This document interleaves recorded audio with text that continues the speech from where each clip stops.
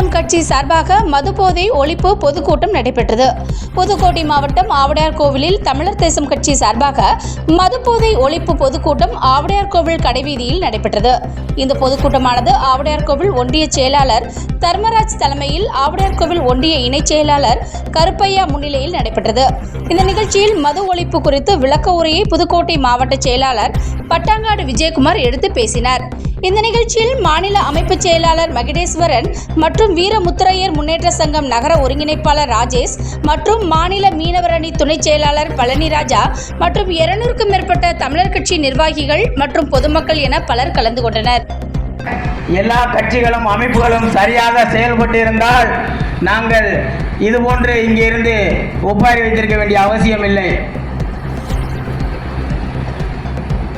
தமிழர் தேசம் கட்சி இந்த மக்களுக்காக அறந்தாங்கி தொகுதியில் பல்வேறு அநீதிகளுக்காக தொடர்ச்சியாக குரல் கொடுத்து வந்தது.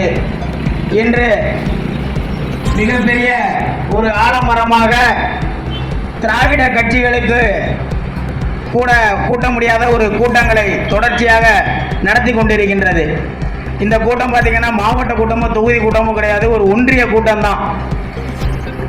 வீதிக்கு வர தயங்கிய மக்களை இந்த மக்களுக்காக போராட வீதியில் உட்கார வைத்ததுக்கு இந்த அரசுக்கு ஒரு வழியில நாங்கள் நன்றி சொல்லிக்கிறோம். ஏன்னா தமிழர் தேசம் கட்சியானது தொடங்கப்பட்டு குறுகிய காலத்திலே அசுர வளர்ச்சியில் சென்று கொண்டிருக்கிறது. ஏனென்றால் இந்த மக்களுக்கான பிரச்சனைகளை களத்தில் இறங்கி குரல் கொடு. புதுக்கோட்டை மாவட்டம் ஆவுடையார்கோவில் ஒன்றியத்தில் சிறப்பான முறையில் நடைபெற்று முடிந்த மதுபோதை ஒழிப்பு பொதுக்கூட்டத்தில்